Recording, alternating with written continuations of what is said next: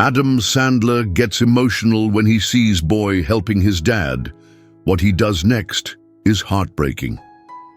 The small town of Marquette, Michigan, nestled quietly against the edge of Lake Superior, was an unusual choice for a film set. But that's what Adam Sandler liked about it. There were no swarming paparazzi, no glitz, no expectations, just quiet streets, friendly nods, and weather that changed with a kind of honesty that reminded him of home. He had come to Marquette for a film that leaned far more dramatic than his usual roles. A story about estranged brothers, grief, and reconnection. Off-camera, though, it was the stillness that affected him more than any script. One overcast morning, as the crew adjusted lighting and he stood idly sipping lukewarm coffee, Adam noticed them for the first time. Across the street, a boy, couldn't have been older than 9, was carefully unfolding a collapsible wheelchair from the back of a beat-up blue Ford pickup. His father, a large man with a rigid back and a missing leg, waited patiently on the sidewalk, leaning on crutches. The boy moved with practiced grace, not rushed, not annoyed, just there, focused. He guided the chair to his father, locked the wheels with a click, then offered his hand with the kind of reverence most people reserve for sacred things. Adam's brow furrowed. He wasn't sure why, but something about the scene refused to let go of him. "Hey, Sandler," the assistant director called. "We're ready when you are." He nodded, tearing his eyes away. But as the cameras rolled, his thoughts stayed across the street. Later that afternoon, he lingered. At the edge of the set, a hoodie pulled over his cap to keep curious fans at bay, not that Marquette had many of those.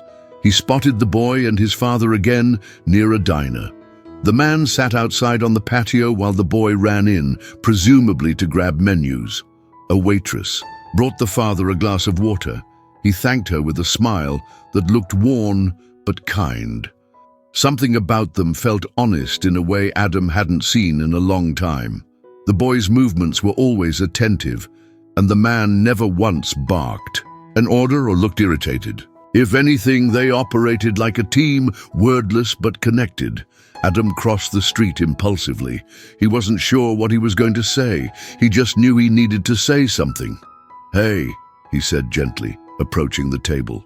The father looked up, confused for a second before his face broke into recognition. "Wait, Adam Sandler?" Adam smiled faintly. "Yeah, sorry to interrupt. I saw you earlier with your son. Wanted to say it meant something seeing that." The man blinked, surprised. "Oh, wow. Thank you. That's unexpected."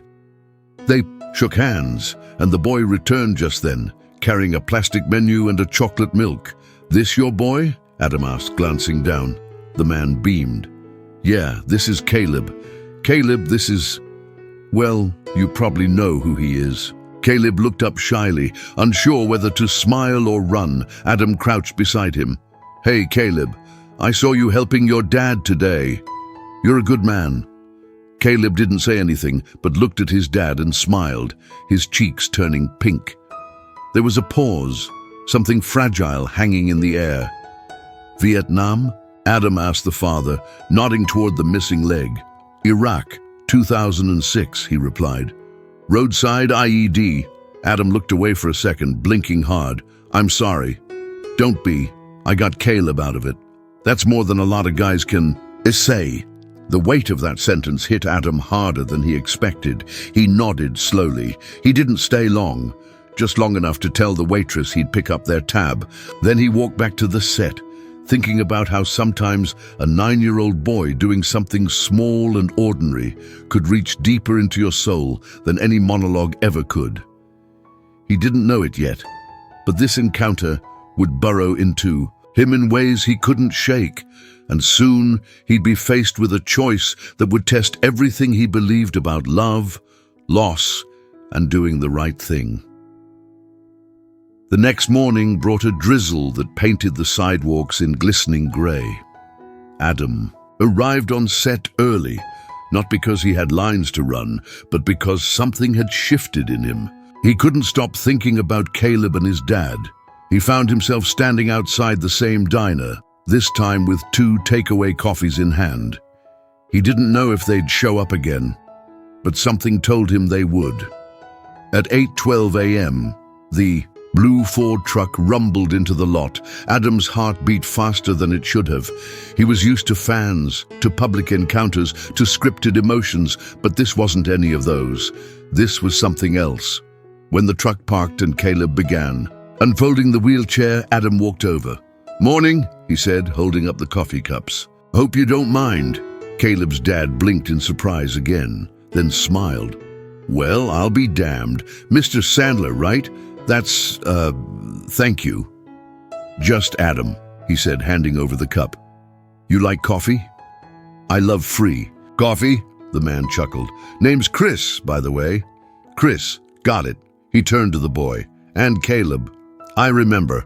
Caleb gave a little wave, less shy this time. They stood in a loose triangle, the mist curling between them. Adam watched as Caleb helped his father into the chair again. The motions were the same, gentle, efficient, but now that he was closer, Adam noticed the boy's hands were raw at the knuckles. Not the kind of wounds you get from playing outside, but from constant strain. Repetition. "You guys come here every morning?" Adam asked. "Pretty much," Chris replied. "Routine. Helps. I used to do PT at the VA, but, well, we make do now." Adam nodded slowly, something clicking together in his mind. "You get any help?" he asked, careful with his tone. Chris glanced at him, eyes cautious. "You mean government-wise?" "A bit, but not really enough. Lot of paperwork, lot of delays." "And Caleb's your primary support?" Chris didn't answer at first. Then, "Yeah, has been since his mom passed last year. Cancer, fast, ugly." Adam looked away, his jaw tightening. "I'm sorry, man." Chris nodded once. "It is what it is."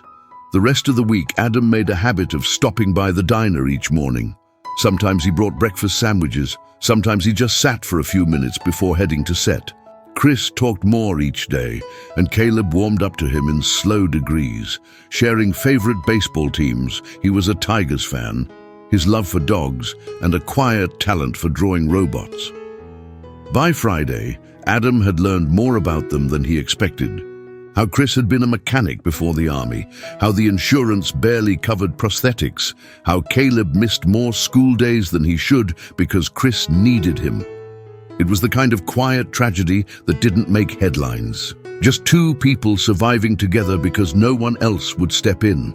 That night, Adam sat in his hotel room, staring at a script he could no longer connect with. The story felt hollow now, another tale of brotherhood written by someone who had probably never met a family like Chris and Caleb. And then he did something he hadn't done in years. He cried, alone. No audience, no camera, no one watching. Just him and the silent grief that wasn't even his. He knew he had to do something, but not as a celebrity, as a man. He didn't want to be the guy who handed them a check and disappeared. He wanted it to matter, to feel real. The next morning, he called his manager and said, "I need you to look into a few things, quietly. VA resources, legal guardianship support, education programs for kids who are caregivers, everything." There was a pause on the line. "Adam, what's going on?" He exhaled. "I met someone, and I can't just let this be a nice story, I remember. It's got to be more than that." What he didn't say, but would soon understand, is that trying to help sometimes unravels things you never expected. And love, no matter how well-intentioned, can cut deep when the world isn't ready for it. It was 2 weeks into filming when Adam received the call from his manager. "I found a few things," she said. "VA assistance is tied up in red tape, no surprise, but there's a non-profit in Chicago that helps veteran families with child caregivers. They have legal teams, therapists, some educational support. They could be a lifeline for Chris and Caleb." Adam leaned back in his chair, processing. "Do they come to people or do people have to go to them? They'd need to relocate, that's the catch." He rubbed his temple. "They won't leave. I know it. Not without reason." Then we give them one.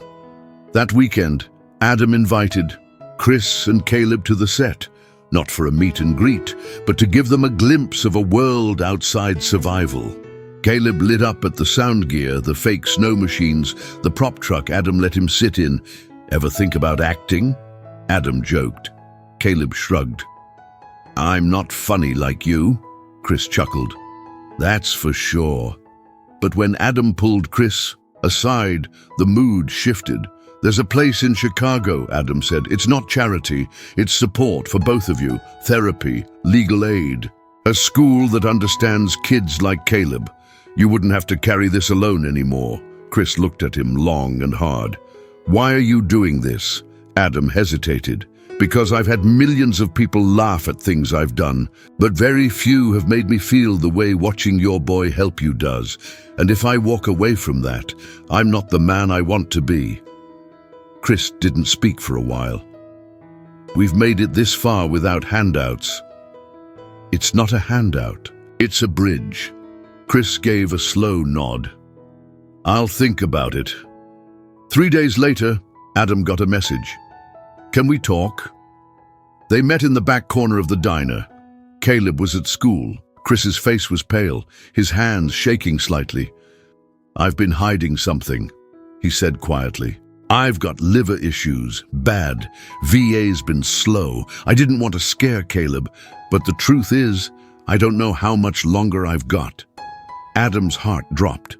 I can still move, still help him get through the day, but I can't guarantee much more. Silence stretched between them like tension wire. I don't want pity, Chris continued.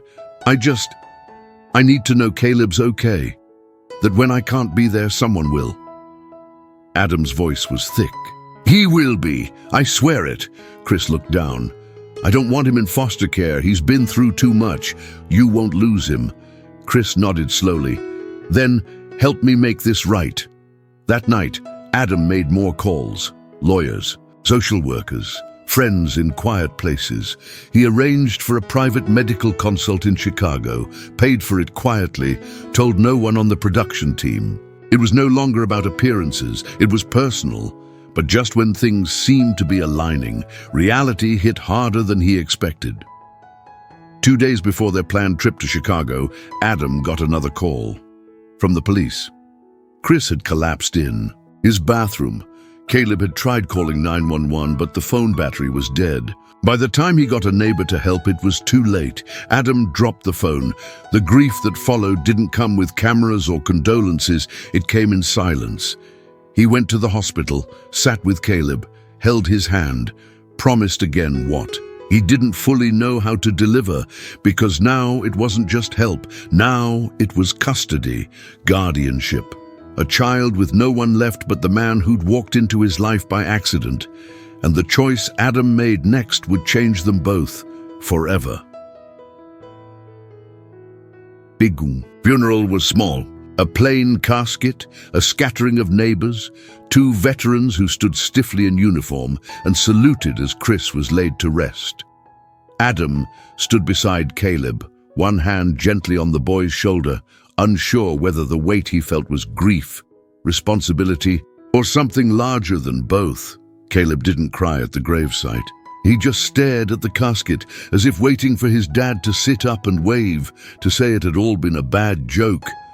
But death doesn't work that way, especially not for kids who've already seen too much. After the burial, Adam and Caleb sat in the truck, Chris's truck, which Adam had arranged to be kept in storage until Caleb was ready. The silence between them was dense but tender. You hungry? Adam finally asked. Caleb shrugged. Not really. Me neither, Adam said. They sat a while longer before Caleb asked, Am I going to a home? Adam turned to him, startled. What? A foster home, Caleb clarified. Like a new family, someone else. Adam's throat tightened. No, not if I can help it. The next day began a legal process Adam never imagined himself navigating. Emergency guardianship required fast paperwork, background checks, psychological evaluations. He hired an attorney in Michigan, another in California, and a social worker who specialized in veteran families. Everything had to be done cleanly, no shortcuts. And still, Caleb remained quiet. He followed Adam to hotels, meetings, the temporary rental house Adam arranged near Marquette. He ate when prompted, slept when coaxed, and responded when asked. But never once brought up his father. The hardest part wasn't the logistics. It was not knowing if Caleb believed he was safe. One morning, a few days after the funeral, Adam found Caleb sitting at the kitchen table, staring at a drawing pad. On the page was a half-finished sketch of two men, one in a wheelchair, the other kneeling beside him. Above them, a boy stood holding a wrench. "You draw this?" Adam asked gently. Caleb nodded. "It's beautiful," Adam said. "Is that you with your dad?" "No," Caleb said. "That's you." Adam blinked. "Me?" Caleb nodded again, then looked up. "You fix things." Adam swallowed hard. "I'm trying, buddy." They sat in silence, the weight of that moment as heavy as anything Adam had ever felt on screen or off. He knew now that this wasn't temporary, this wasn't a gesture. It was fatherhood, it was grief, it was responsibility written in real time, without scripts or retakes. A week later, a judge approved temporary custody. Adam flew with Caleb to California, where his team had prepped a small guest house near Adam's home. School arrangements were underway, therapy sessions scheduled, paperwork filed to seek full legal guardianship. But one night, after dinner, Caleb looked up from his plate and asked a question that stopped Adam cold. "If I get older and I don't want to live with you anymore, will you be mad?" Adam put down his fork. "No, Caleb, I'd be proud." "Why?" "Because it means you'll feel strong enough to decide your own path. That's all I want for you. To be okay. To feel safe enough to grow." Caleb nodded, then leaned in close, closer than ever before, and hugged Adam without saying a word. That night, Adam cried again. But not for Chris. This time it was for a child who had let him in, and for the promise that from now on he wouldn't walk away. Not ever. It had been 6 months since Caleb moved in. The headlines had come and gone. At first, tabloids speculated wildly, Adam Sandler adopts war hero's son, comedian's quiet act of heroism, from set to fatherhood, Hollywood's unlikeliest guardian. But Adam gave no interviews. He declined offers to turn it into a movie, refused book deals. This wasn't a project. It was a life, and lives, he had learned, are slow to rebuild. In the early days, there were nightmares. Caleb would wake gasping, fists clenched, calling out for his dad. Adam never pretended to take his place. He just sat by the bed, rubbing his back, whispering, "You're safe. I'm here." Every night he said it, and every night he meant it more. The guest house became a home. Posters of robots and baseball players appeared on the walls. Caleb adopted a rescue dog he named Bumper. He started calling Adam A. Never Dad, not yet, but something closer than Mr. Sandler. In small ways, they built a rhythm. Bike rides on Sunday mornings, puzzles on rainy afternoons, takeout on Fridays. It wasn't perfect. Sometimes Caleb shut down. Sometimes Adam fumbled with boundaries, but what they lacked in experience, they made up for in care. In February, Adam sat quietly in the back row of Caleb's classroom during Parent-Visitor Day. He watched as Caleb stood in front of the class and introduced himself. "My name is Caleb Dwyer," he said, voice small but steady. "My dad was a soldier. He passed away last year. Now I live with my friend Adam. He's funny and weird and buys the wrong cereal, but he always shows up. That's my story." Adam didn't cry in public, but he swallowed harder than he had in years. At home that evening, Adam found Caleb outside, tossing a baseball against the side of the house. The sun dipped low, bathing the yard in golden light. "Hey," Adam called. "That was brave today," Caleb shrugged. "It's just the truth." They stood there for a moment, the ball thudding against wood, then bouncing back. "Can I ask you something?" Caleb said, not looking at him. "Always. If I called you Dad, would that be weird?" Adam stepped forward, the air suddenly still. He knelt down to Caleb's level. "It would be the greatest honor of my life," he said. Caleb didn't respond right away. Then he leaned in, arms wrapping around Adam's neck. "Okay," he whispered. Months later, Adam finalized full legal guardianship. The courtroom was quiet, the paperwork thick, but the moment was simple. The judge asked if he understood the responsibility. Adam nodded. "I do." Outside the courthouse, reporters waited. But Adam shielded Caleb with one arm, waved them off with the other, and walked quietly to their car. This wasn't for show. This wasn't for headlines. This was for Chris, for a boy who helped his father until the end, and for the promise Adam made, one he never intended to break. Some stories don't end with applause. They end with dinners shared, bike tires patched, drawings on the fridge, with laughter in hallways that once echoed with silence, and with a boy who finally knew he wasn't alone anymore.